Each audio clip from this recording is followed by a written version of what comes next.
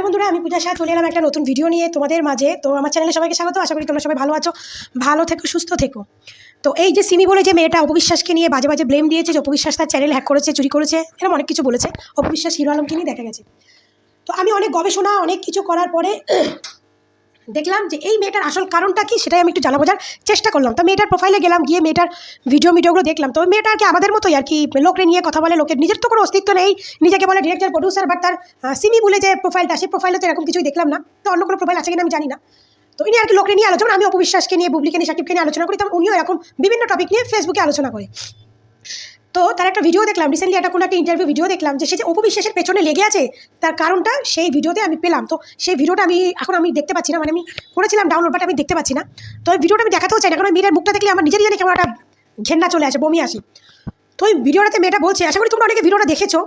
তো ওই ভিডিওতে মেয়েটা বলছে যে অপবিশ্বাস নাকি তার অনেকগুলো সিনেমা সাইন করা ছিল, যেখানে অপবিশ্বাস না করে দিয়েছে বলে সে প্রচণ্ড মাথা গরম হয়ে গেছে। তার জন্য সে অপবিশ্বাসকে ফিতা কাটা নায়িকা বলেছে, সেটা অপবিশ্বাস তার জন্য রেগে গেছে। তার জন্য অপবিশ্বাস তার চ্যানেল হ্যাক করে নিয়েছে। মানে অপবিশ্বাস তার অনেক সাইন করা সিনেমা করতে চায়নি, তার অনেক টাকা লস হচ্ছিল, এই জন্য সে অপবিশ্বাসকে ফিতা কাটা নায়িকা বলেছে, এই জন্য অপবিশ্বাস তার চ্যানেল হ্যাক করেছে। তো প্রথমত কথা বলি, এর কোনো সত্যতা বা প্রমাণ এখনও নেই যে অপবিশ্বাস তার চ্যানেল হ্যাক করেছে কিনা। তারপরে সেদিনকে আমরা একটা কোর্টের ভিডিও দেখলাম, যেখানে অপবিশ্বাসের যে ম্যানেজার, সে বলেই দিয়েছে যে ভিডিওটা কি আপনার, যে আপনি তার মালিকানা দাবি করছেন। বুঝেছেন? মানে যেটা বুঝলাম যে কোনো একটা সিনেমারই আর কি ভিডিও, কোনো একটা সিনেমারই আর কি কোনো কিছু, তো সেটা অপবিশ্বাস হয়তো কাজ করেছে বা করতো, সেই হিসাবে অপবিশ্বাস নিয়েছে, সেটাকে হয়তো সে দাবি করছে। তো এরকমই একটা কোনো ব্যাপার হবে, কিন্তু ওই যে তার চ্যানেল হ্যাক করা, নিয়ে নেওয়া, এরকম কিন্তু কিছুই না। ঠিক আছে, সে তার সিনেমায় কাজ করেনি, সেই বা করেছে, যেটুকানি করেছে সেইটুকানির কোনো ভিডিও বা কিছু নিয়ে এই মেয়েটা এই ব্লেমগুলো দিয়েছে। আমি ওই ইন্টারভিউটাতে ভাই আমি এটুকুই দেখলাম, এটুকুতেই বললাম। তো মেয়েটা অপবিশ্বাসকে রেগে ফিতা কাটা, মানে সে সিনেমা শুটিং বাদ দিয়ে সে ফিতা কাটতে ব্যস্ত। তো তার জন্য তো বলি, যার যেটা বিজনেস আর যার যেটা ইনকাম, আর সোশ্যাল মিডিয়া এখন দেখা গেছে যেখানে ইনকাম বেশি সেখানে সেলিব্রিটিরা দৌড়ায় বেশি। তো অপবিশ্বাসের যদি ওর সিনেমা করার থেকে যদি ফিতা কাটাতে বেশি ইনকাম হয়, তো সেখানে টাইম দেবে, তাই না? আর যেখানে যদি অপবিশ্বাস তো বলেছে তার কোনো সাইন করা সিনেমা সে কমপ্লিট করেছে, প্লাস হচ্ছে যদি যে সিনেমা কমপ্লিট করেনি সেই সিনেমার যদি কোনো টাকা পয়সা সে নিয়ে থাকে, সেটাকে রিটার্ন করে দিয়েছে। যেটা আমরা অনেকবার অপবিশ্বাসকে বলতে শুনেছি, যে কেউ বলতে পারবে না যে আমি কারো টাকা খেয়েছি, টাকা খেয়ে সিনেমা করিনি, বা আমি কারো এরকম কেউ বলতে পারবে না। কারণ আমি যদি কারো টাকা খেয়ে থাকি, সে টাকা আমি রিটার্ন করেছি, বা কোনো সিনেমা আমি কোনো কারণে করতে পারিনি, সেটা আমি আগে থাকতে বলে দিয়েছি। তো হতেই পারে সিনেমা সাইন করা সিনেমাও ছাড় দিতে পারে, কারণ মানুষের অনেক কিছু, অনেক প্রবলেম বা সমস্যা থাকে, যে সাইন করা মুভিও তাদের ছেড়ে দিতে হয়।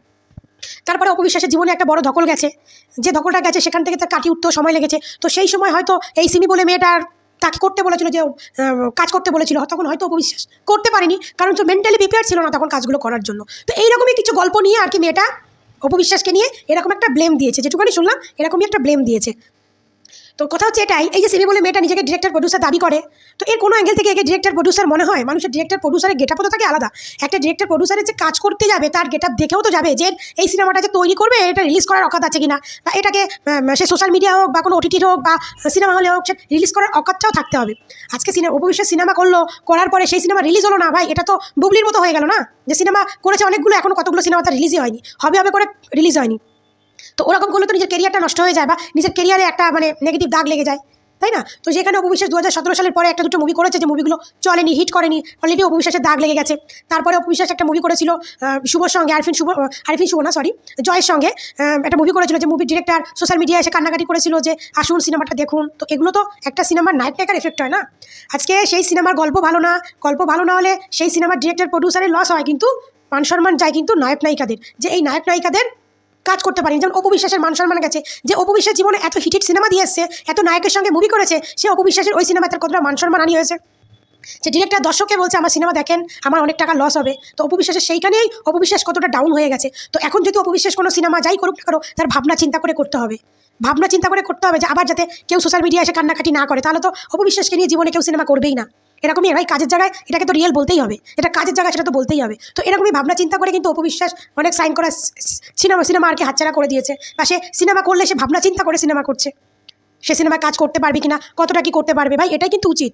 অপবিশ্বাস এখন যে জায়গায় দাঁড়িয়ে আছে, সেখানে তাকে এখন বেছে দেখে শুনে সিনেমা করা উচিত, সেই সিনেমাই করলে হবে না, বেছে শুনে সিনেমা করা উচিত। কারণ সে যেভাবে দাঁড়িয়েছে 17 সালের পর থেকে, অপবিশ্বাস যেভাবে মেন্টালি ডিপ্রেশনে চলে গেছিলো, তারপরে যে সে এতটা উঠে দাঁড়াবে, সেটা কিন্তু কেউ ভাবতে পারেনি, কেউ না।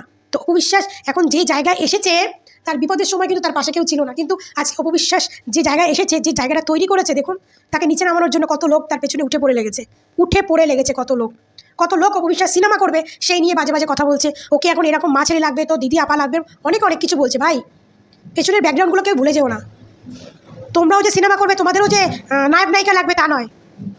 তো অপবিশ্বাসকে যে নায়িকার চরিত্র নিয়েছে, যে ডিরেক্টর প্রডিউসার, সে কিন্তু ভাবনা চিন্তা করে নিয়েছে, সেটার সিনেমায় প্রজেক্টে টাকা লাগাবে, সে কিন্তু অপবিশ্বাসকে ভাবনা চিন্তা দেখে শুনেই নিয়েছে। ঠিক আছে, তোমরা আজকে নিজেরা কাজ করতে পারছো না বলে, নিজেরা ডিপ্রেশনে চলে যাচ্ছ বলে অপুর পেছনে পড়ে আছো।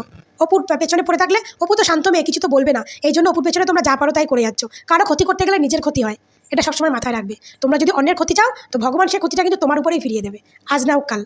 তো যাই হোক, আমি সিমি বলে মেয়েটার কথা শুনে যেটুখানি বুঝলাম তাতে বললাম যে সিমি মেয়েটার সিনেমার এই প্রবলেমের জন্য অপবিশ্বাসকে এত ব্লেম দিয়েছে। তো যাই হোক, অপবিশ্বাস কী করবে সেটা তার ব্যক্তিগত ব্যাপার। সে সিনেমার নায়িকা, সে সিনেমা করবে বা না করবে পুরোটাই তার উপর সে ডিসাইড করবে। আমরা তার এজ এ ভক্ত হিসাবে জাস্ট ভালো মন্দটা বিচার করে একটা ছোটো ভিডিও তোমাদেরকে শেয়ার করলাম। তো মতামতটা জানিও আমি ঠিক বললাম কিনা। তো সবাই ভালো থেকো, সুস্থ থেকো, দেখা হবে নেক্সট ভিডিওতে। টাটা।